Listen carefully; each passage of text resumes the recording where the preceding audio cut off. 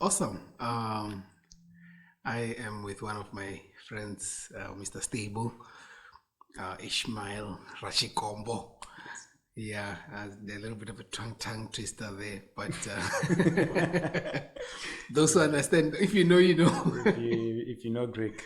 Yeah, it's a Greek word. But yeah, Ishmael is one of my friends at CPUT. He's studying Mechatronics Engineering. And when he came at school, I was a bit of a senior. I was on my exiting level, but he was just entering. But I mean, you have managed to do some phenomenal stuff. You have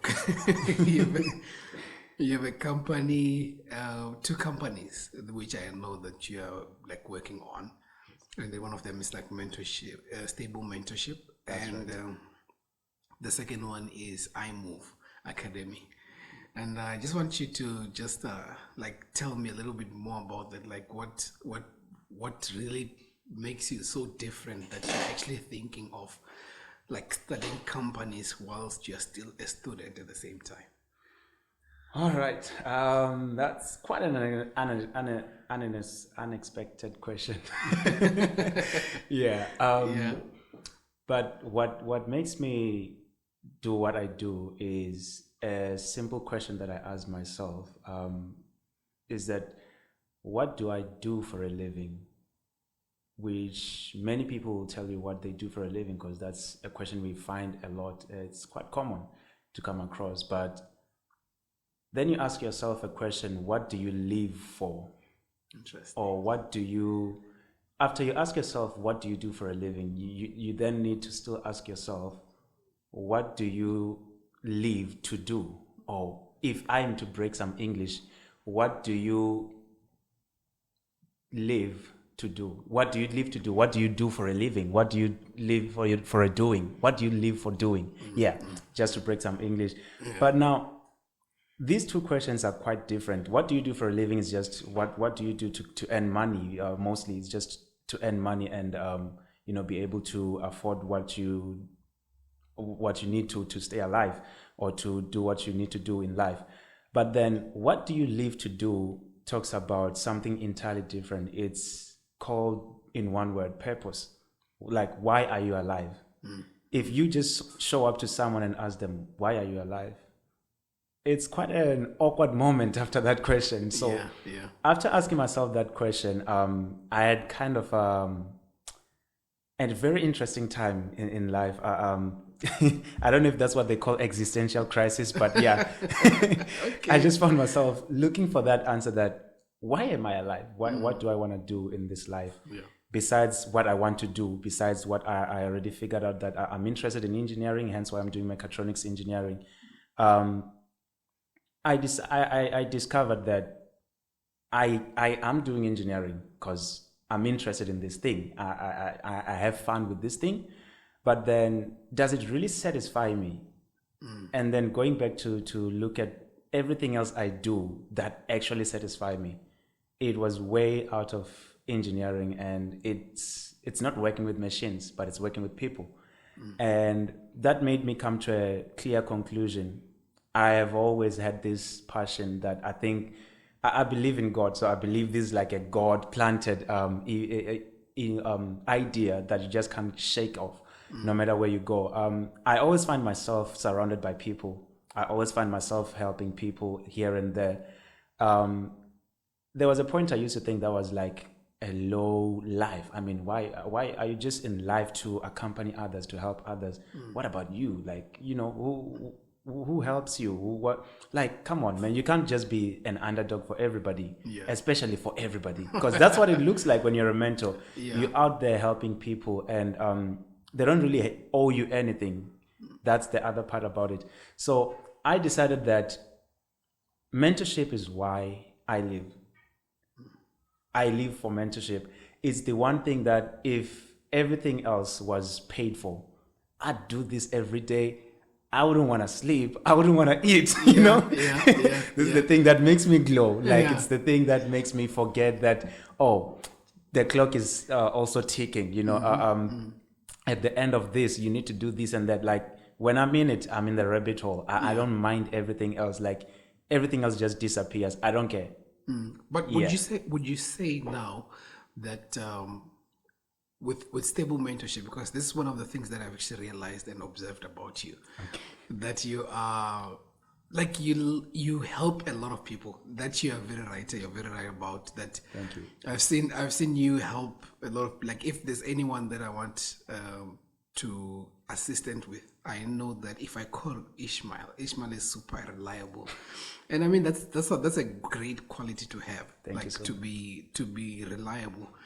So is it something like, I know you touched a little bit on it, but is it something which is intentional, or is it something which is more inborn? I'd say it's a bit of both, because the reason I'd say it's inborn is I don't know, but it's more intentional than inborn, because the way I was raised, I noticed with my parents, they are quite available to help as well. So I want to credit them and be like, oh, okay, that part is inborn. Yeah. But then there's the part where I had to decide for myself. Like I said, I asked myself, are you just going to be everybody's helper? Like, are you just accompanying everybody in life, or are you living your life? And I decided that, you know what, I need to be able to help people. And to be able to help people is not easy. If you're going to be helping people, you need to realize that today you might be helping an engineer. You need a bit of knowledge about engineering. Tomorrow you're helping a food scientist. You need to know something about food than just it's delicious. Okay. So when you need to help people and the people you are helping are new almost every time, you need to build capacity for that. Most of it is in knowledge. You need to know a bit of this and that. I once met a man, I think it was in 2016, by the name Marcin Kasika from Poland. Okay. I don't forget what he said. He's like, it was in an internship training. I was still living in Pretoria, and he's like, I don't know everything about everything in life, but I know something about everything. Okay. I was like, oh, okay. I like that. I like that a lot. Yeah. So every time I saw Marcin, I just kept on having that thought again and again. Yeah. And I was like, so it is possible to know something about everything. I mean, if you ask me what's a Polaroid, I might not have an idea, but I know the word already, so I know about it. Exactly. Yeah. That's something already. So I think to be able to help people, you have to build capacity for it intentionally. As much as you have your inborn skill, it's like I would say it's like you can think of it as a gift or a talent or a skill. Yeah. Every skill that you learn in life, you may be able to do it to some extent, but if you really want to master it, if you really want to do it properly, you'll have to develop it intentionally. It can't be just an accident. Yeah. Talking about being intentional, there's a book which one of my mentors recommended that I should get. Okay. It was How to Influence People. And I think I might be butchering the title. But it talks about how to influence people. Okay. Did you read books like that, or is there any book that you read that you can say that this is a book that stood out for me, and like it's in a sense became a book which you held your principles on, to also like building capacity and like just building who you are as a mentor? Right. That's quite interesting, because when it comes to books, I'm quite far away from actually saying that I'm a book reader. As much as I buy books, I subscribe to online book libraries and resources. I download lots of them. When I was building, initially I was not a books person. Books bored me. Man, I like movies. I like series. Yeah. But reading for 2 hours just to get one point. Okay. That for me was like, man, this is not doing it for me. Yeah. Just get straight to the point, man. I mean, you get people that like novels and they'd be like, I read the book before I watch the movie. I'm like, why read the book if you can just watch the movie? Yeah. Like, no, it's not the same. Yeah. For me, I'm all about information. I don't care what form it's presented in. Okay. Yeah, I think that rounds it up very well, because when I'm looking for information, I'll look for whatever source has it. If it's a person, I'll learn from the person. Okay. As much as books are good and really good, I totally recommend books. Even in my mentorship, I recommend books. I send books almost every now and then. I receive books every now and then. But when it comes to learning, I'm not going to limit anyone to saying you must read a book if you really want to learn. If what you want to learn is in a YouTube video, save yourself some time. If what you need to learn is in someone, if you haven't written a book, let's say for today, you have never written a book about how to start a podcast. Okay. But if I want to start a podcast, do I need to wait for your book, or could I just ask you? Oh, I see. So limiting ourselves, I like the objective, the goal. I'm looking at results. If I do this, will it give me the results I'm looking for? Yeah. The methodology may be popular. The popular method will maybe reading books to get information and to learn. But if I talk to Shepherd, will I be able to come out with the answers that I'm looking for? If I can get the answers from talking to Shepherd, then why should I spend 2 more hours reading a book? The other thing that I didn't like about books is that I've met a lot of people around the walks of life, different spheres, and different kinds of people, very interesting people. But I have rarely come across people who have applied 80% of what they read or 20% of what they read. So when I come across people that tell me about, I read this book and talks about this and that and that, and then tomorrow I meet you and you're suffering from the results you were talking about yesterday from a book that you already read, a book that's now on your shelf. You read it and it's on your shelf already. That to me doesn't make sense. I'd rather read a book, not own it, but still apply what it says, because that's the purpose of information. The reason we do engineering is because we want to use the solutions that engineering avails to us. It's not so that we can claim that I have a qualification. Otherwise, for me, people that claim qualifications but have no contribution out of that qualification, it's I wouldn't say useless, but it's close. It's not useful. It's not useful. Thank you. Okay. I think that's quite interesting, because I guess one of the things that I've observed from far, it has always been like being a result person. Right? That's the core of it. Yeah, because I remember in our small interactions, every time when I would be talking to you, I am more of an argumentative person. So I will go into a conversation true then that. Have that back and forth. Hey man, but how about this? Sure. And then I've noticed with you, you're just more on the result person, to say, okay, now rather let me just go for something which makes sense for me, which is just talking to a person or just listening to a YouTube channel or whatever. So I think it's quite interesting to find out that there are people who are different in terms of how they in their objective. Would you put that under temperaments, or would you put it under just who you are? I don't know. I don't know. Do you credit that to a temperament that you have or something? Okay. I'll try to answer this question, but the thing is, temperament is when I'm hearing the word temperament, I'm already thinking the popular 4 known temperaments. But then, in my experience with temperaments, it's been quite interesting. Okay. I noticed that my temperament has not been the same as I was growing up. Oh, interesting. Yeah.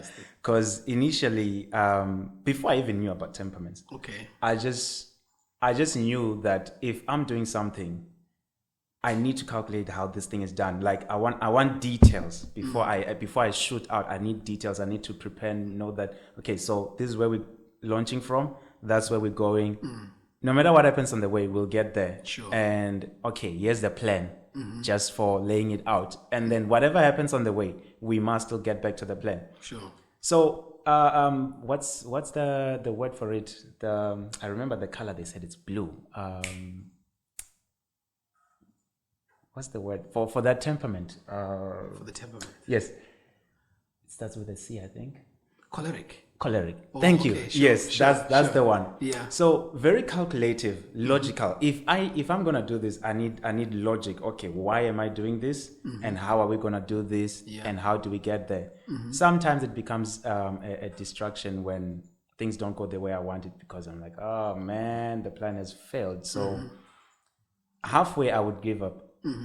But then intentionally I decided to change some things. I didn't even know about temperaments at all. I was just deciding that, okay, a part of me about this, I would say maybe it's in character that I don't like the way I do flawed, this. in a I don't sense. like the way I do this. Okay, I need to change this about myself. Sure. And great enough for me, I met a mentor who taught me how to actually navigate the space of changing myself. Okay.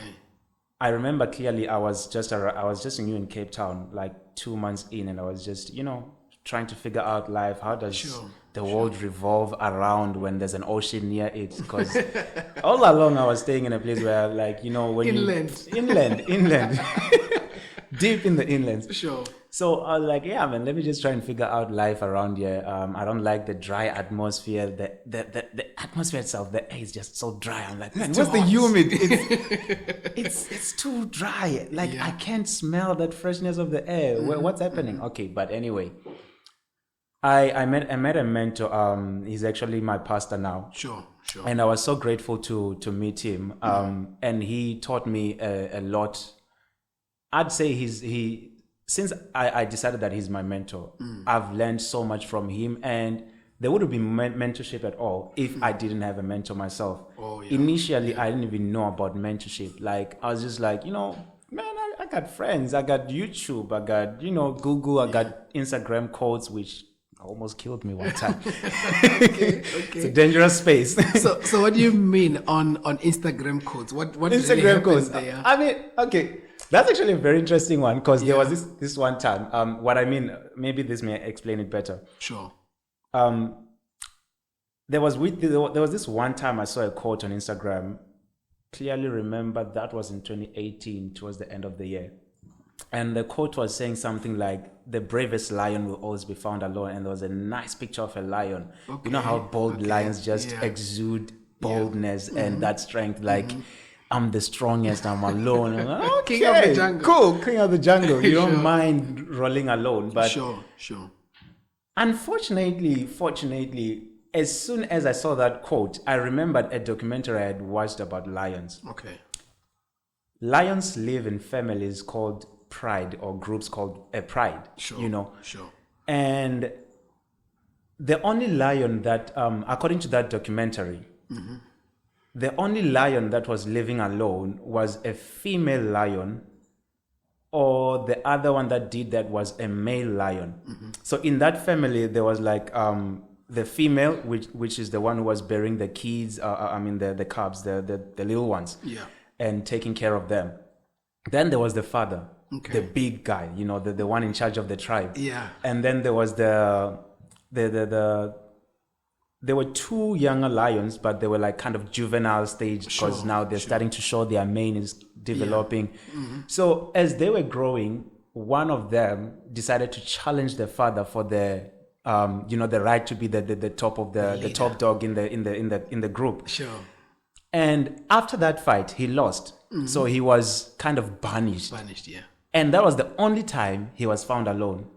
Interesting. So rebellion was what led him to being alone. Okay. Then there was the female lion, who was now, once upon a time, also found alone. But that was after she gave birth, and she knew that one of the cubs doesn't belong to the leader of this pride. So that means she had committed some adultery on the side, and now one of the cubs doesn't belong to the father. And I had heard a story about lions eating their own babies, like male lions, and then female lions being defensive about that. Interestingly, turns out that male lions don't eat their own cubs. They'll chow the other ones that are not their own sons, because they can actually smell the DNA. Somehow they can smell what's theirs and what's not. Sure. And so the only time the female lion was on its own, it was after it took the babies away from the pride. Like she found like a hidden place to hide the babies until they are matured enough to go back and join the tribe. Sure. But even after that, as soon as the babies came back to join the tribe, Sure.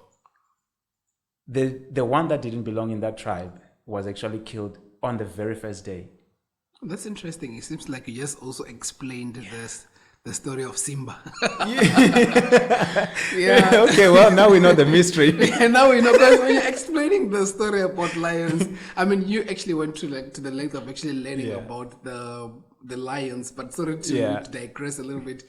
But yeah, I was just seeing the story, it playing in the back of my mind. Yeah. So I liked how that story rolled out. Sure. But then when I saw this Instagram quote, I was like, "Ooh, no! This looks so powerful and it looks well designed." You know those Instagram quotes that show you that, my man, this is not a meme. This is a quote, and you screen grab and you post and you make your profile picture. You also sound powerful as you posted. Yeah. Especially powerful. Yeah. So I was like, "No, this is not correct." Yeah, it looks very true, but it looks very true. It looks very convincing, but it's not correct. Yeah, because just biologically speaking, if we're talking about the science of life of lions, this is incorrect. Yeah. So let's address that first. I understood that maybe the quote was meant to encourage someone that, it's fine to be alone. But then I also realized that being alone is also dangerous in life. Being alone is quite dangerous. For example, solitary confinement is a punishment in prisons. Okay. So it shows you the extremity of being alone, how dangerous it can turn out. And also being alone means that you have nobody to help you. Sure. Let me take it from the most renowned book in life throughout every the existence of man, and the best-selling book in the world every year. All right.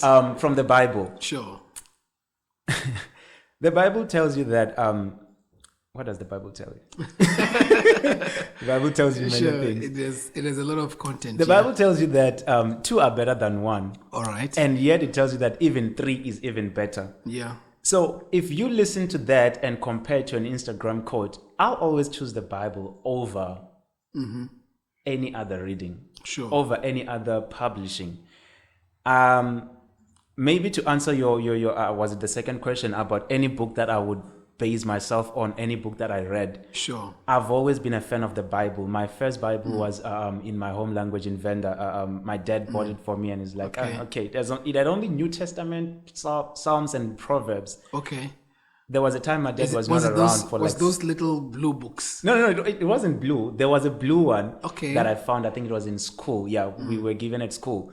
But then when I got home, my dad had bought one and he just kept it lying around and I was like, I think I just want to see what this thing is like. Okay. The thing that interested me was actually the book cover. It didn't look like a Bible. All right. So the pictures was like, let me check this out. What's this book about? I discovered it's just a Bible disguised in nice pictures. No, man, this book is boring. I was young. Sure. I mean, so one day I decided, you know what, let me just read this thing. Yeah. I went through the first page and it was a story. I think I started in Matthew. The names were not so interesting. So I skipped to another page, until I got to the stories. So the stories I'm talking about, the Gospels. Okay. And I think I read through the whole Gospels one after another until I was like, wait, why do these look like it's the same book? Didn't I read this before? Sure. I didn't know about Luke, Matthew, and all of that. I was reading per page. I was looking at the page numbers, the chapters, and everything. I didn't know about all of that stuff yet. But that's when I met the Bible. That was my first experience with the Bible. And then throughout my life, I've always had a Bible next to me. I didn't know of any other books. And the times when I was not really reading a Bible, I was always being taught from the Bible. So I think if I am to claim any book being superior or building me and my values and my morals, any guideline about what I do or what I am, it would always go back to the Bible. Okay. Not only being as a religious book because I'm Christian, I still use the Bible talking to mentees that are not Christian. And when I use the content that's in the Bible to advise them, They don't know until I show them that this actually came from the Bible. Okay. So that's also how I actually do my mentorship. The principles, you said that word and it always catches me, like wherever I see that word, that's the big thing. That's the big thing that I think I'm more in pursuit of in life. Sure. Principles, because principles are actually very interesting. Throughout history, things happen. Okay. But principles remain the same. Principles, they remain all the same. It's Sure. like even laws change, but principles remain the same. Okay. The principle of gravity has always been the same. Okay. You may change the 9.81 to 9.80 or 9.79 depending on where you are on Earth, but gravity remains gravity. So principles are so constant and so reliable. That's why I think learning the principles has made me being able to help different people everywhere. I was talking to one of my mentees yesterday. He's one of the people that are leading the mentorship in academics in Stable Mentorship. Sure. In a CPUT campus. Sure. Different campuses. So what we were talking about was how to get distinctions. He's been getting distinctions just like that, and it's been nice. So he's talking about how to get distinctions, and I'm like, did you notice that the principles of getting distinctions are not so different from the principles of starting a business and making it prosperous, starting an organization and making it prosperous, even if you're just starting a podcast to make it prosperous? Principles are like the bricks. They're like the building blocks. It's like the elements. guideline. Yes. You see, you can find water. You can find water in a bottle like this. You can find spring water. You can find sea water, different, all of that. But that's like the result. Yeah. The elements that made these two things is two things: hydrogen and oxygen. The elements, the very core of the elements, that's just hydrogen and oxygen. So principles are like elements, and when you have the elements, you can build whatever you want. From hydrogen and oxygen alone, many different things can be made. Okay. When you bring carbon, you have a whole stream of learning that someone is just learning throughout life, called organic chemistry, which was a very interesting subject in high school. Okay. Yeah.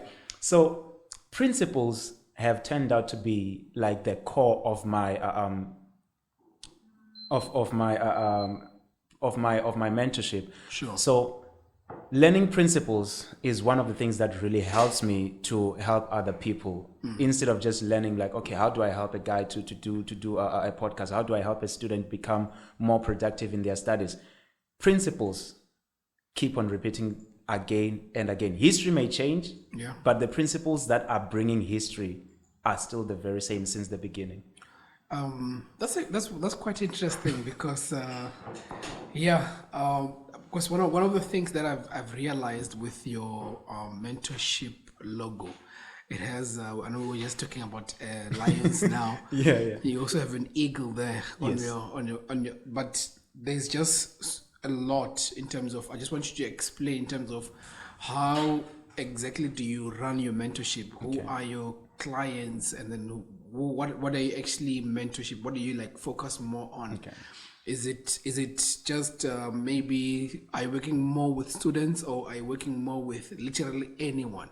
Okay. So I just want you to just explain a little bit on your like what exactly do you share on in terms of your mentorship? Well, that's when I started the mentorship. Yeah. All I wanted was just advise boys, find young boys and advise them, advise them on how to, be a better boy. I was not as wild as I thought I was in life when I was growing up, but so I was like, man, God has kept you, so try and share the same grace upon others. Sure. Just advise some young boys and help them grow well. Yeah, that's all I wanted. Sure. Truly, when I started Stable Mentorship, all I wanted was just, young boys.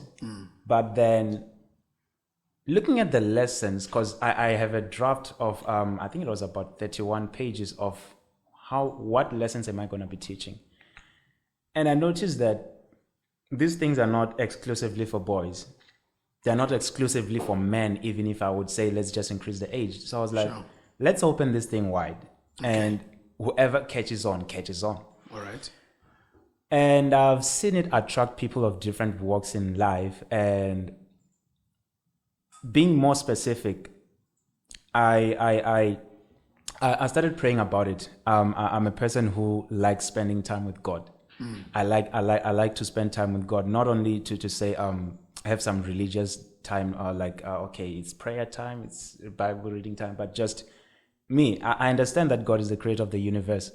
So if he's the creator, he's got to have some answers for what I'm looking for. Sure. And most of the time, even when I'm going to prayer, it's not just to spend time in prayer, but I need results. Like, okay, results will keep coming. This word will keep repeating anywhere we meet. Sure, anything we're talking about, that word will keep coming out a lot if you're talking to me, because I want results. Sometimes I don't care how we get results, but I want results. If it's ethical, if no one is harmed, if it's moral, if no one dies, let's get results. Yeah. So in my mentorship, I had to pray about it. And in praying about it, the conclusion was that I need to mentor or I need to produce. You see, the focus is on results. So I don't really care how they come.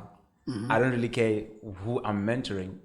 The thing is that whoever I'm mentoring, at the end of this thing, it's either they become a leader in what they're doing, or they have leadership potential or in their future they have a leadership aspiration, like they aspire to be in leadership. Sure.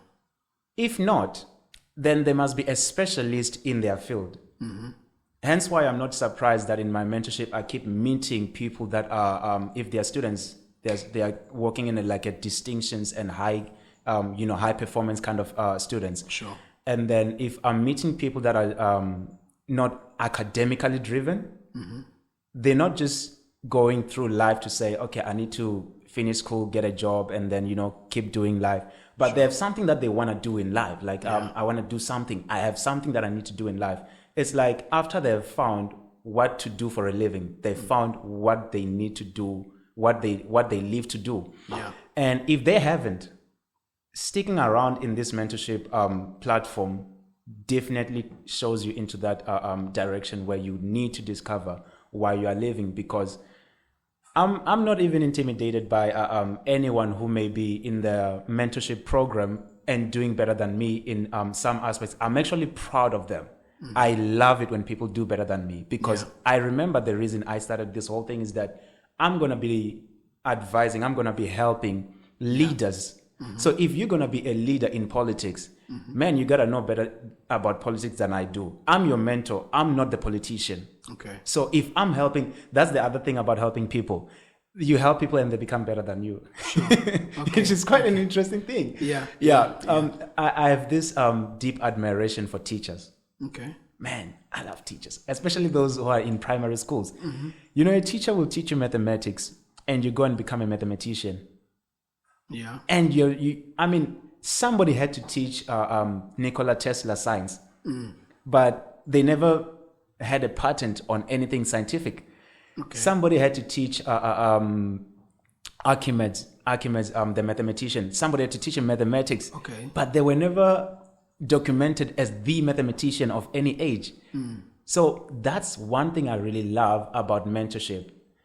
If I'm mentoring somebody, I need to build them in such a way that whatever I'm building them towards, whatever is their main thing in life, they need to be way better than me. My basic understanding that I would give them, the advices that I would give them, need to come to a point where I have to go back to the drawing board and be like, how do I help this person again? Because everything I had is now useless to them. Oh, I see. Until we get to that point, I haven't finished my job yet. So which means, in a nutshell, your clientele is, you're open to almost everyone that comes to you. So that anyone who comes to you, you are ready to give them answers. I'm ready. As Mr. Stable. I'm ready. But actually, you asked about the mentorship. You asked about Stable Mentorship. Yeah. So if you come to Stable Mentorship, you'll realize that it's not about me. Okay. It's a platform. It's not a person. All right. So I'm one of the mentors. Currently, I'm one of the mentors, but we have different mentors. For example, I just mentioned one of my mentors in one of the mentors in academics. Sure. I'm also working on something different currently, but not to spill the beans. Okay. Let's not bring spoilers. Nobody likes spoilers. Man. Okay. Yeah. So, in every form of involvement, the people that I have around me, if you are a leader in what you're doing, you are qualified enough to be a mentor to somebody. You might not be an all-rounded mentor like myself, where I'm generally mentoring any kind of person into anything that they want to do. Sure. But if you are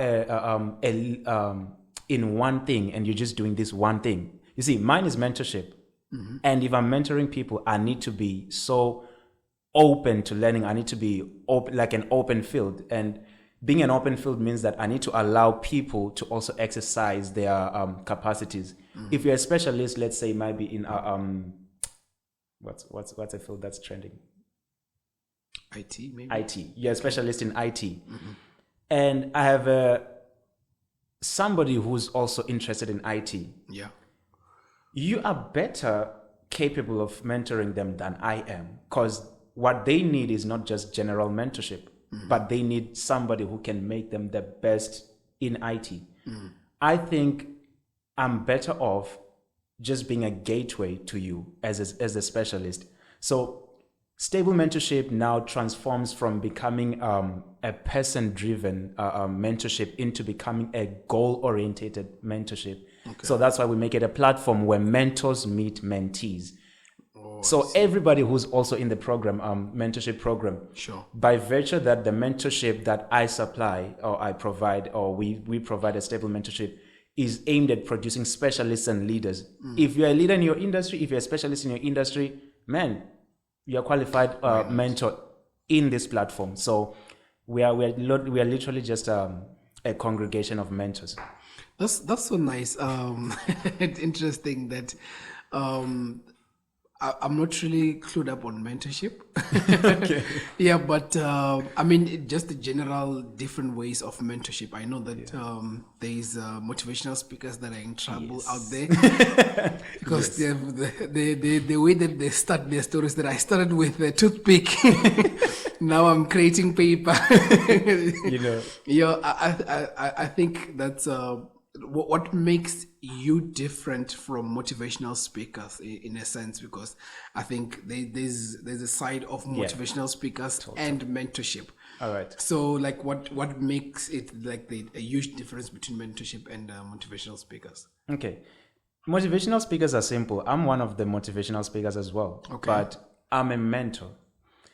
Motivational speaking is one of the jobs of a mentor. Okay. There are times when your mentee or the people that are around you need you to just motivate them. They don't really need advice. They don't really need strategies. Okay. They're just looking for motivation. Mm-hmm. So you need to be able to motivate them. Sure. But then motivation doesn't go far. Mm. If I can motivate you right now, I can motivate you and you feel pumped, you feel energetic, like, let's do this. Mm. And you get up and you start doing something. Sure. But the moment I leave, tomorrow you still have to wake up and do your own thing again and again and again and again. Mm-hmm. Motivational speaking won't work for you. Mm-hmm. You can't rely on external drives every day to do your life. You need an internal motivation for yourself. That's where mentorship comes in. Sure. Mentorship or my mentorship is not for is not for you to do what you need to do per se. That's not the what's the word? That's not the purpose. Yeah. Yes, that's not the purpose. My purpose of mentorship is mainly on character. Okay. Your character, your values, your morals, your core, your personality. Mm-hmm. I was reading a book by Dr. Miles Monroe, The Power of Character in Leadership. Okay. And just in the introduction, I caught something very interesting. He was addressing the problem of why we have so many people who are in leadership, but they lack leadership in them. What he was trying to say was that so many people are in positions, so many people are entrusted with responsibilities. Sure. But their character is so flawed that the way they do it becomes it kind of cancels out the reason of their leadership appointment. Sure. So they can build up what they need to build up. You leave them, maybe they're head of finance. They handle the finances just fine, but then money keeps disappearing because this person's way of handling money is flawed. They keep on stealing money, for example, or money laundering, money this, money that, fraud, any kind of money crime.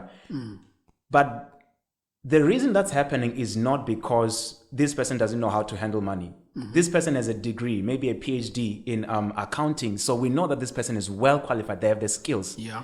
But the problem is the morals. When this person sees money, they just think it's money. I need to calculate if I can balance the sheets. Whatever is left out, I can do whatever I want with it. Sure. If I can make the sheets balance, even if the money is not well balanced, if I can make them balance, I can hide money and, So people find ways of cheating the system of what they're doing in their leadership or in their jobs, and still find ways to commit crimes because it's not on the skills. Skill will never stop you from disappointing your morals.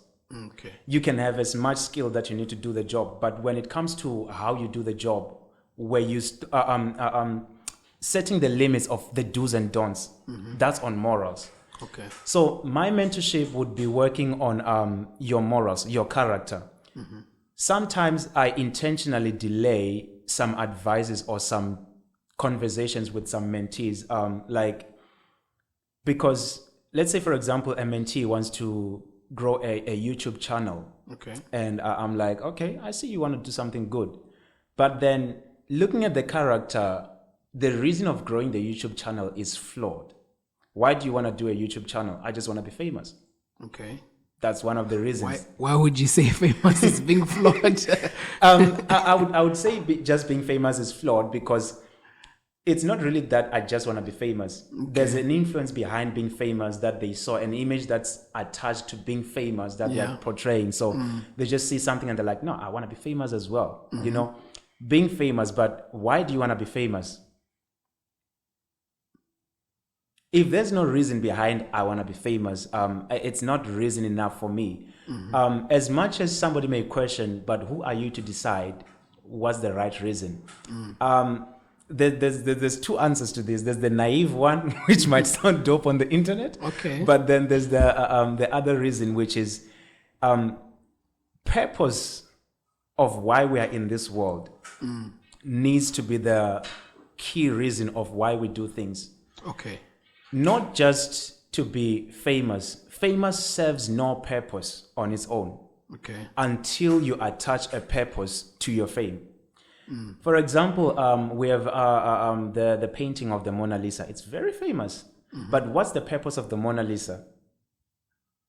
I wouldn't know, but probably the person who drew it. The person the person who drew it would probably know. The person who painted it would probably know. But I find art very interesting because if you ask most people who are interested in art, they tell you that it doesn't need to have a reason.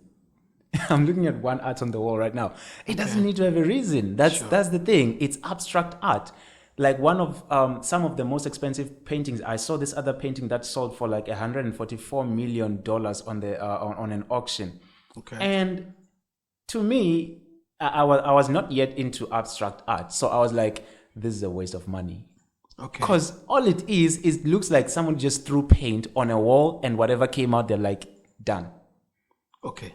But that's art. Life is not art. Life has purpose. And that's a mentor's job to make you realize that before I make you just run in a wild goose, doing so perfect in your job, I need you to understand why you do this job. If you understand why you do what you're doing, there's no way you'll flow away from the purpose of what you're doing and become a criminal in that what you're doing. If I work on your character, I am sure wherever you go, even if you decide to change your jobs, even if you decide to change your career, even if you decide to change that, actually, you know what, I'm not interested in logistics company anymore. I just want to serve coffee. Your character will still keep you so in touch with purpose that you won't be you won't be hacking your way through life. You'll be doing things in a moral way. You'll be doing things in a way that you mind the well-being of other people, and you are purpose. When you're purpose driven, everything falls into place. There's this book by my mentor, Discovering Your Purpose, by Pastor Mtogwebu. It talks about there's this one chapter that says, what happens if purpose is neglected? Okay. I had heard my mentor talk about this many times, but until I read the book, this is the contrary to the first point, perhaps, that until I read the book, I didn't really catch it. Okay. And I needed it for myself, because I noticed that there's areas in my life where my character seems to be out of shape for what I'm doing. Then I noticed that, no, man, I'm stretching my purpose here. This is outside my purpose. I was like, no, man, it's closer to mentorship. I got to figure this out. I need to figure this out. But I noticed that every time I try to figure this out, it takes like the whole world kind of effort to just get one small thing done. And the book told me that when you ignore your purpose, or when you neglect your purpose, you'll end up in an area where your weakness is amplified more than your strength. Okay. You end up looking weak, but you're not really weak. It's just that if you try to use I like this one. If you try to use a spoon as a microphone, it's a very bad item. Okay. It doesn't do the transferring of the voice. Yeah. If you try to use a microphone as a spoon, it won't be able to pick up the soup that you're trying to pick out, or the sugar you're trying to pick out from the sugar basin into the tea that you want to drink. Sure. But the two things may be similarly shaped. They have like a knob at the top and a kind of a stick at the bottom. Yeah. But purpose is what we need to focus on. So to wrap this up, in my mentorship program, the focus is purpose. If you're going to do your purpose well, you need to be, first of all, in good character of yourself. A spoon in shape, but if it's rusted, it could poison you. Okay. I think let's That's interesting. I think now, where does iMove Academy comes in? Because now you, I know you have a lot of volumes of content, but I know you're a student and you're pushing the stable mentorship, right? And then now, how does to understand, because I know you personally, so Sure. chances are I know that you started with stable mentorship.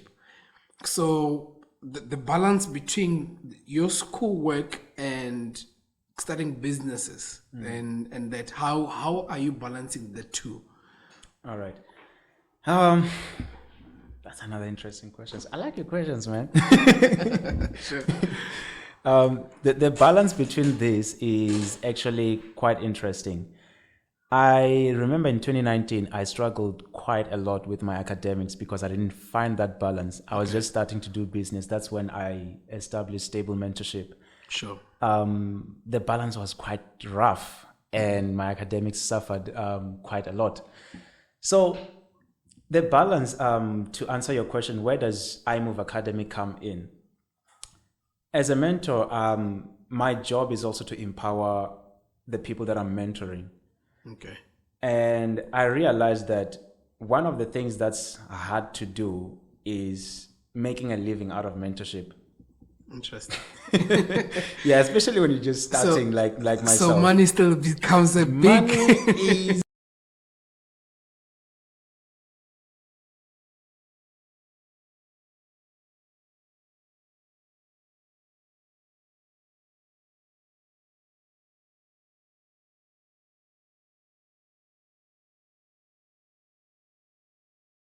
qualification that I'm studying for. The reason I had to start a business was because I was like, I need to be financially viable. I need some financial freedom. Sure. Enough to do what I need to do and not be stuck in a job. And looking at engineering, for me to do anything that I need to do, I would have to be in a job for quite a long time until I reach that financial freedom that I'm looking at. I actually sat down and did the whole calculation of how much do I really want? Sure. It's one of the odd questions that people don't really ask, but I was like, how much do I really need in life? Okay. What are you like? what is the gauge of when you say what you need? Like, Okay. are you looking at the house? Are you looking at maintaining your future wife? Are you looking at the car? What are you looking at to gauge in terms of how much do you need? Okay, when I'm looking at how much I need, it's because it's easy for me to predict the future because I know my purpose. So purpose keeps coming back into the picture. Okay. I know why I'm alive. I know what I'm living to do. So I need to look at the cost of all of this, beginning with just maintaining myself, maintaining all of that, the house, the cars, the wife, the land, everything else included, family and personal expenses included. Because money is just a tool. And money just happens to be the tool that we quite like to use to exchange, which is very interesting in this age, how it's changing from physical, all of these crypto, digital. Well, not to get lost. Sure. It's got a deep trench in there. Yeah. So I had to look at it that how do I make myself financially free without staying in a job? Because I realized that one of my most valued assets as a mentor is my personal time. It's my time. Okay. The freedom to decide what to do with my time, which getting a job might take a big chunk of that, quite big. I remember when I had a job, I didn't have my own time. I'd be coming back from work and I'm like, man, I'm too tired to do anything. Let me just watch a movie and sleep just tonight. Okay. And tomorrow it'd be the same cycle. The following day it becomes the same cycle until it became a habit. And I'm like, excuse me. And then I realized that I keep doing this daily. It's becoming a routine. And it's not because I don't have time in the evening. At that time, I was still the kind of person that would do all-nighters. Like I didn't mind doing 24 hours without sleeping because I know what I'm doing. But then after doing my job for like 8 hours, then when I come back to do anything I want to do at home, I'm too tired to do anything.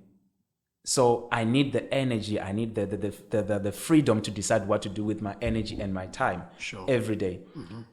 To be able to do that, I then realized that the only way to get this done is if I have a financial income stream that can do this without me being actively in the job. So I need passive income. Interesting. Getting passive income is a thing that takes time to build. And I realized that I need to start, and I need to start sooner, or else by the time I really want to do this, it might be a bit late and I might not be able to fulfill my purpose. So I decided that I need to start an income. I need to start an income stream. But in doing that, I can't do this if I'm still studying.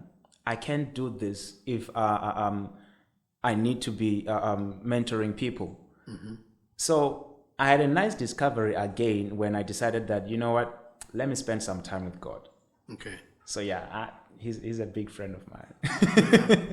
Yeah, he comes very handy in life, and I can't take any credit away from God. And in spending time with God at that time, I had another answer from God that if I'm going to do what I need to do, I'll need several income streams, especially with the kind of expenses that I'm gonna need to actually do my mentorship well, to serve my purpose well.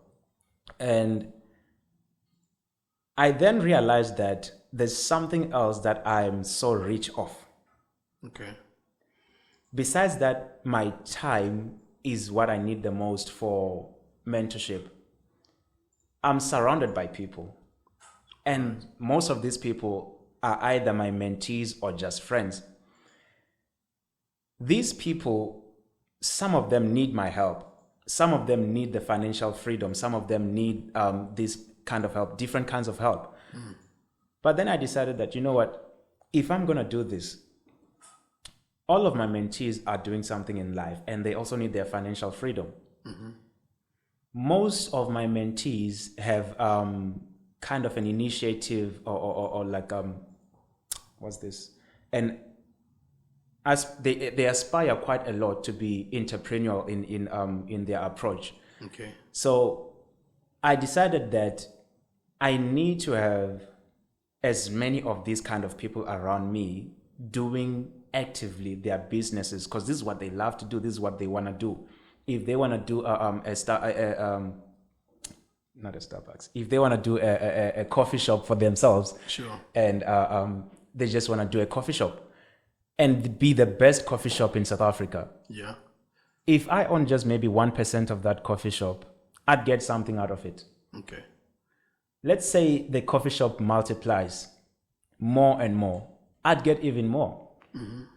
If this is just one mentee, and then there's another mentee with another kind of business, let's say logistics, another one is into farming, another one is into different things. Mm-hmm. If I just have shares in their businesses, I have a good passive income that I can actually trust, because these are people whose values, whose morals, and whose principles in business I have contributed to build, mm-hmm. or have built sort of entirely, in quotations. Yeah.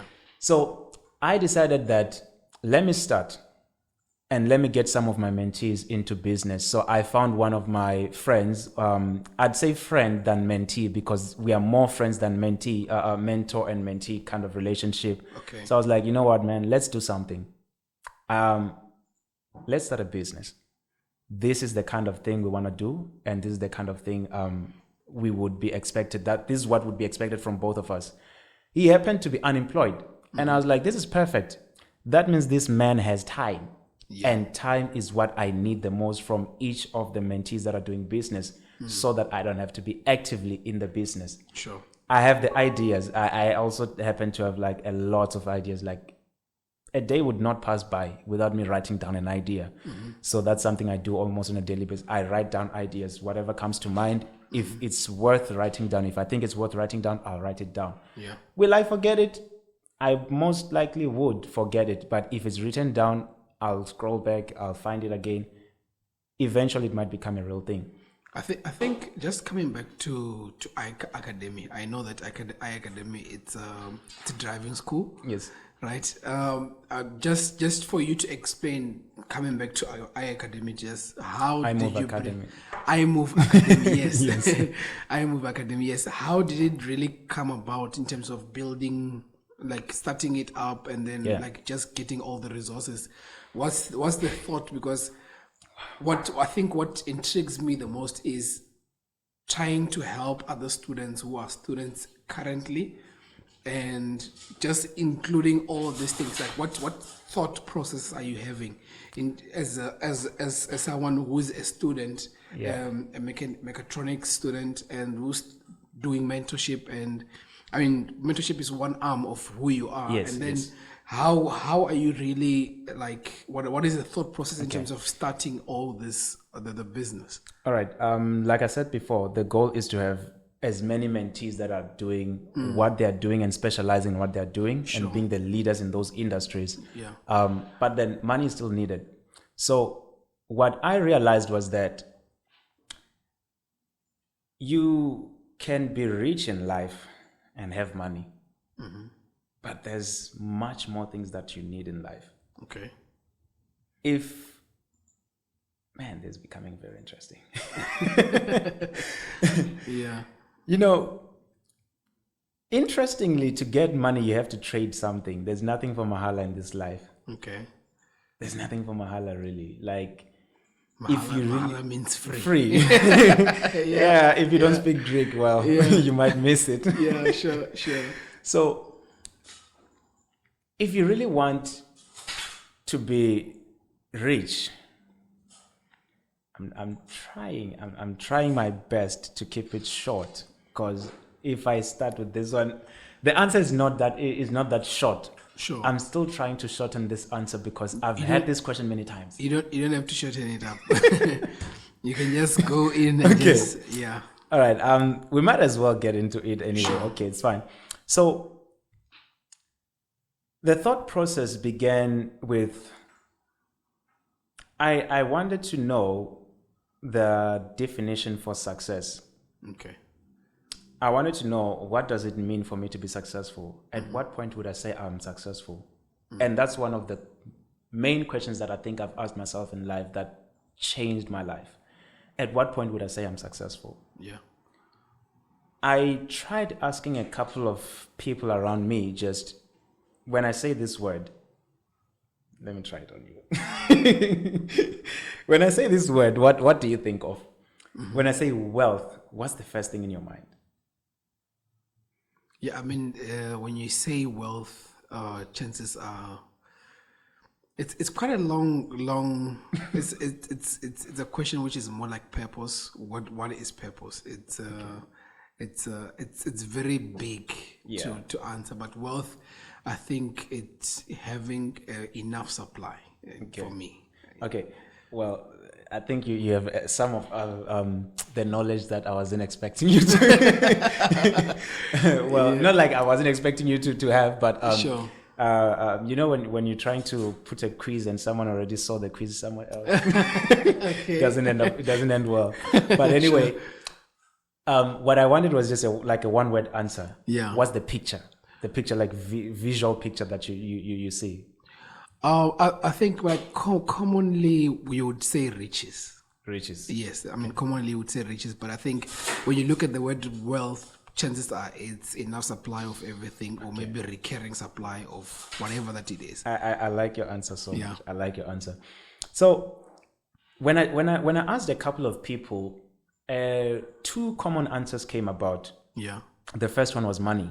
Okay. The second answer was a mansion, like a big house. Interesting. Okay. Well, those who said money, I had a follow-up question like, Sure. how much? So you say wealth for you, the first image is money. I'm like, okay, how much? And their answers were quite amazing. Sure. Everybody's answers started in millions and billions, and they went on to trillions. And I was like, okay, cool. Sure. I like your image. But then I one day asked myself that same question, that at what point would I say I've made it? At what point would I say I'm successful? Sure. How much is really enough in life? Because you'd be chasing quite a lot of things in life. If I like this book a lot in the Bible, the Book of Proverbs. Okay. And then the second book that follows after that one is the Book of Ecclesiastes. I hope I didn't butcher it. Yeah. So I noticed some wise words in that book and some wise thoughts of wisdom, where the man was just showing that you can have everything in life, but what's the point of all this? And the man was saying this kind of had it all. As the Bible describes him, the man had it all. King Solomon, he had everything. I mean, he had 700 wives, 300 wives, and 1,000 wives. Okay. Technically 1,000 wives. So yeah, quite an interesting picture, man. I mean, you find one man with one wife, and you're like, that's an ending supplies, I guess. you know, it's and I'm not trying to devalue women by the way. No, not at all, not at all. Sure. But yeah, when I saw that, I was like, if a man who's got so much still questions having what many people call wealth, Sure. then what really is wealth? Okay. I mean, the man's got the money, he's got the gold, he's got the houses, the chariots, which were in a form cars back then. You know, if he was in this time of ours, I think it'd be driving a Rolls Royce Cullinan and a Bentley Mulsanne. Those are my favorite cars. all right. Yeah. Yeah. So I was like, man, what is really it about wealth? What are we missing about wealth? What don't we understand about wealth? And I went back to the one who knows wealth. I went back to God and I was like, I need you to give me an answer to this one. What's this thing about wealth that's so kind of an illusion? The more you have it, the more you want to have more. Like, it seems that even those who are billionaires still want more billions. Even those who are top 10 richest people in the world are still working to maintain that status, to keep on getting more and more, higher and higher. Sure. Not to say that that's a bad thing. But then I started questioning myself, at what point would I stop pursuing this? How much do I really need if we're talking about money? Yet, if I was building a house, how many rooms are enough? Let's forget about the money, if it's here or not. If I had all the money, how many rooms would I say are enough? Okay, if I had all the money, how many cars, what kind of cars would I say that's enough? If I could get it all. All these questions, you're just trying to solve. I'm trying to solve the question. The question of wealth. What is wealth? Okay. Was the big question. Yeah. And that was the main question for that day. I was at the sports field. I like to do this a lot. I take a walk around the sports field. It's empty. People are playing soccer, whatever, exercising, jogging. Sure. Different things. Couples, it's an interesting picture. But I like to do is just put on music, walk around the field. Sometimes without music, I just walk around meditating, thinking, praying, or reading a book sometimes. And in doing that, I need to walk out with an answer. Okay. There was a time I used to do it just because it was relaxing. But then there came a time when I was like, no, man, you do this a lot. It has to give results. What's the point of this? Sure. What are we getting out of this? Sure. You are so results orientated, except with this one thing. You just do it just because you want to relax. It's too much time you're spending in this thing to just relax. What else can you work out of this thing? Can you maximize the outcomes of this time that you spend here? Yeah. Like, okay, cool. Let me try and do something. Every time I walk around the field, when I come to a certain point, I need to write down something, a conclusion, an idea, an answer, a decision must be made. One of those must happen. Okay. To show that this thing is really serving a purpose. So this was your process. This was my process. Trying to get the question about wealth. Yes. And I think, like, just to bring it back to what is making you ask these questions, because I don't know if maybe I was not maybe that what's the word that I'm looking for? I was not that ambitious. As a student, probably I was just thinking of just passing and then going to get my job. That's actually one of the Let me not cut you short. So what's really making you ask these questions? Because I think most of us, we are asking ourselves this question of we want to be successful at the end of the day. That's the reason why we're studying. Because it's either it's something which is part of our purpose, or it's just something that we like. Because if you're talking about purpose and money, for myself, to be honest, quite honest, is I feel like purpose and money are two mysterious things, which it's like all of us, we want to have it, but not everyone has that privilege of knowing their purpose, right? Or having money, right? So, like, we just know that, okay, I want a lot of money, but you don't have the money. Yeah. You want to be a person who's purpose driven, but it's like this purpose thing is quite hard to figure. But what's the thought process? Why are you thinking about success in this deep manner? Because the way that you, like, I'm just reading from how you are, like, going deep into it in terms of the things that you're doing. You are going beyond in terms of how I can say a normal student is thinking about it. So in this answering of this question about wealth, what's really going on, like, in the background? Okay. I think let's also uncover this one thing about about me before I try and put it in a box again. Sure. One of the things that has helped me in life is not putting myself in a box to say this is what you are and this is what you're limited to. Of all the titles I like in life, beyond Mr. Stable, beyond whatever other title that I may have in life, there's one title I hold the highest. Is this thing of being called human. All right. To me, it's not just a species. It's a title on its own. I've seen people being called doctor, and their life becomes just about what that title talks about and nothing more. I have no problem with that. But for me, that's not me. I'm not limited to a title. I'm not limited to this one thing that I'm supposed to do and get out of here. So when I'm studying engineering, I understand that I'm studying engineering, but then that's a decision I made when I was young. I had not discovered some truths before I studied engineering. I've often said to some of my friends that if I knew that my purpose was mentorship in life, I would have never gone into engineering. Do I regret going into engineering? Sometimes, but I can't be regretting it anymore.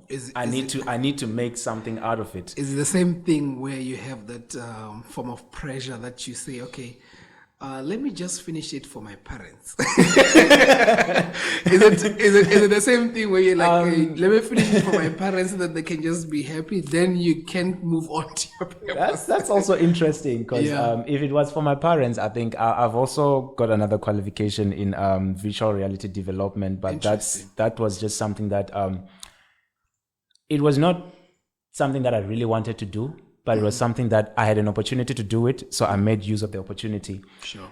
But it was very interesting to see the other edge of technology that I was not aware of. Especially being in a country like ours in Africa, where they say nothing really happens; it's just a jungle. They don't know about us. Sure. You know. So when I was deciding on engineering, I think engineering came because I grew up in quite a technical background. My father is an artisan in mechanical engineering. Okay. So when I was growing up, I played a lot with machines and technical stuff, electronics and all this stuff. I just took a big interest in them. At a point, I was thinking, man, maybe I should just do aircraft mechanic because, the more the complex, the more I felt like, no, this was good because I tend to be quite curious. So I felt like some things might not satisfy my curiosity, my busy brain, so to say. Sure. So I need something that's going to be challenging to keep my busy brain busy. So I thought engineering should be the thing. I didn't know the question about purpose, but in following engineering, I came across the way that helped me discover my purpose. So I don't regret it at all. I don't think I would have discovered my purpose if I didn't follow engineering. Because I would have ended up in a place where I was fine with the job I was doing and all of that. But what makes me ask this question? Part of it is that it's kind of a loop right here. Because the answer is my purpose makes me ask these questions. In being a mentor, you need to understand quite a vast of things. If I'm a mentor and one of my mentees has a question about money, I can answer them about money, but then what about the other part of their life? I can help you get the money that you need. I can help you get the promotion that you need. Get the ethics that will get you promoted at work and get the higher paying job. I can help you do the YouTube channel and make it bloom. I can help you do the company and make it bloom. But you have money. Then what?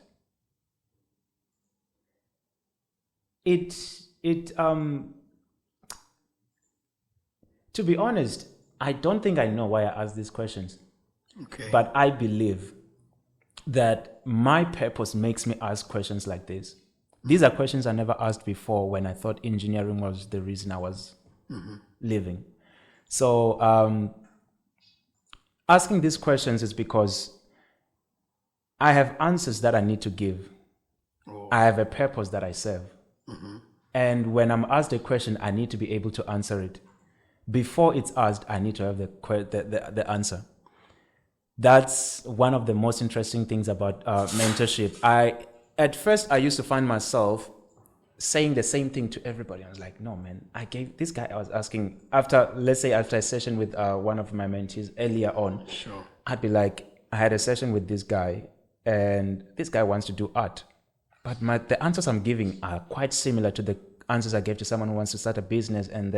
So I was like, no, man, my answers are too redundant. It's like, I don't know much in life. It's like the things I know I'm just dishing out what I know, but I don't really know what they need. Okay. So how do I best prepare for what they need. It also took me to ask one of the other questions, which I think I adopted from somewhere because I had heard this before. Like, what's the meaning of life? What's the meaning of life? Okay, what does life really mean? Why are we here? Yeah, that's a very good question. And that question really is the key question of purpose. What's the meaning of life? Is simply put, what is my purpose in life? Life in itself, if you were not alive, there would be no life to you. That's quite it. So if you were not alive, there would be no life to you. So instead of trying to discover the purpose of life as a whole, try and discover your purpose in life. What's the purpose of this, let's say, this part of the stand of the mic? Or what's the purpose of the stand of the mic? Is to hold the microphone. Sure. But if part of this stand was not doing its purpose, this whole stand would now become useless. So if you really want to know the purpose of life, I believe that if you answer the question of what's my purpose in life, then life will have a meaning for you. If everybody knew their purpose in life, then the answer to this question would have been totally answered. But until everybody has discovered their purpose in life, I believe we have not yet answered the question of the meaning of life. Okay, I think that's quite interesting. I think maybe just to round it off, right? I just want you to give me probably a process. Okay. I am someone who doesn't know my purpose. I just want you to give me in a nutshell how do you go about in terms of making someone discover their purpose? And then what does it really mean? Because I know probably as you're saying that mainly you are you can just correct me. Mainly you love mentoring people, yes, right? And then just from this conversation, I've just picked up that you like giving people, because mentorship probably I just want to round up what you said. Go ahead. With mentorship, that means it starts with discovering your purpose, right? That's one of the goals. It's one of the goals. Yeah, that's one of the goals. Let me not cut you short. Yeah, sure. So for me it sounds like purpose is one of the most important things to mentorship, and also building character. It will start with a purpose, because if you have a good purpose but you don't have a good character, as you said, is that becomes a flawed thing, right? So I just want you to just give me, as someone who doesn't know my purpose, how do you now advise me in terms of getting into that purpose? How do you help me discover my purpose? Okay. The first answer would be get the book by Pastor Mtogwebu, Discovering Your Purpose. It's the shortest and the most direct book about discovering your purpose. It's like a manual to discovering your purpose. It's not like a book. I did not like I said, I was not a fan of books at all, because most books hit around the bush before they get to the answer. This book is about 38 pages of just how to discover your purpose, and about purpose. So it's not just another book about purpose. It's like a manual which has a step-by-step about purpose. And I found myself either buying the book or recommending that somebody buys the book, that book, Discovering Your Purpose by Pastor Mtogwebu. Because many times when we are looking for the answers are out there, but the way we discover them is different. So I used to ask myself as well that, how did I discover my purpose? The way I discovered it is not the way everybody else will discover it. For me, like I said, I had to spend time with God, ask God a question, and through prayer, I had to pray about it. What's my purpose? What should I do? What should I do?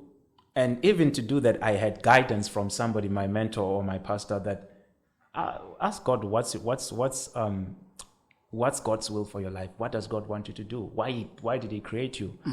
And many times I would go back to my pastor expecting an answer or something of a clue, but man, the clue was prayer again and again and again. Okay. But that was how he guided me before he wrote the book. When I was reading the book had more ways of finding out how to discover your purpose. Okay. The first way was you can pray about it, which is how I discovered mine.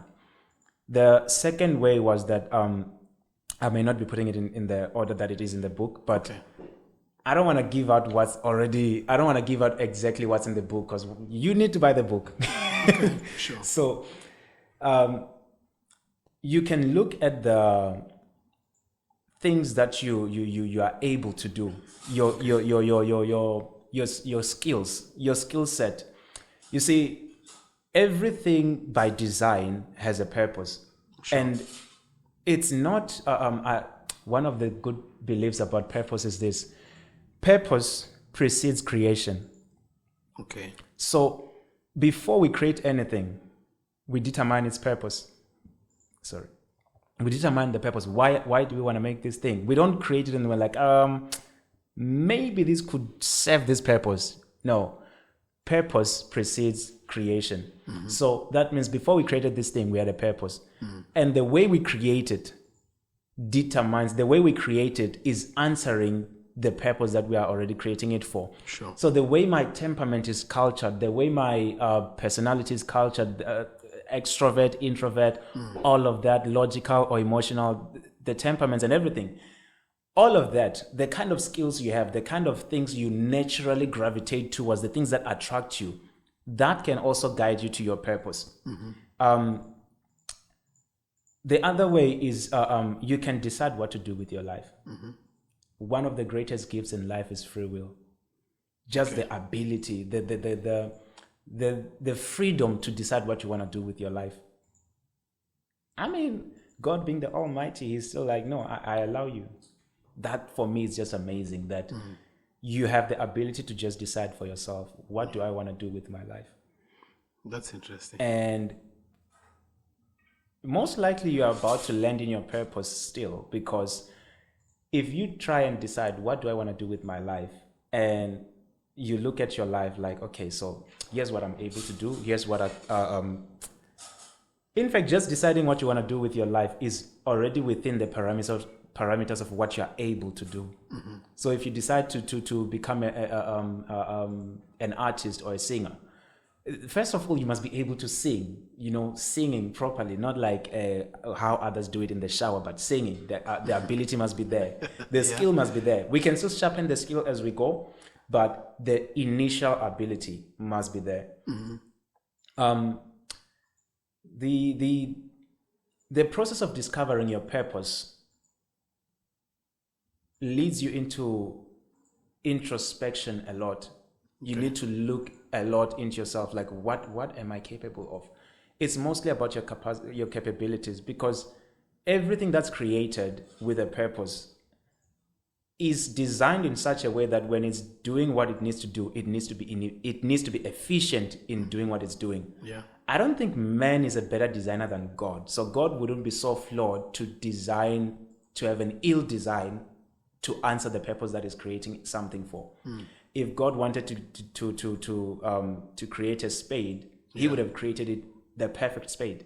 Not to create it in a way that it's like, okay, it might serve as a spoon as well, or this or that, but perfectly as a spade. Mm-hmm. So the purpose that you're created for, your abilities is one of the greatest ways to just discover your purpose, by just looking at the abilities that you have. That also can be kind of an illusion. Like I said, I don't want to just box it. I like to think quite open. So for myself, if I followed that one, I would have missed it, because my abilities were mostly technical. I used to think that I'm so technically driven, so that's why I thought engineering was the thing. Yeah. If I'm technical and I think quickly, I like to keep my brain busy, probably engineering is where I should end up. But I realized that that was not the thing. Mm-hmm. If I followed engineering as my purpose in life, I could have invented some life-changing things. Mm-hmm.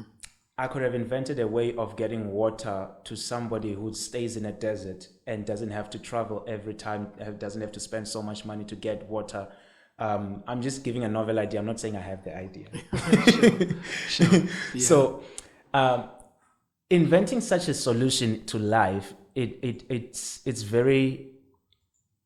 quite novel. It serves a purpose in life. Yeah.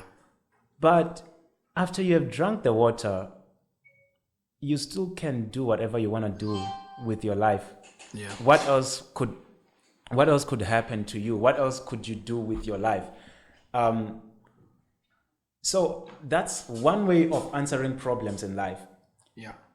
But then it does not take more thinking to answer a water scarcity problem as it takes the ability or the help to answer how to discover your purpose, what to do with your life, where you wanna see yourself in life, resolving your life to get back on track with like getting into track, like aligning with why you are alive.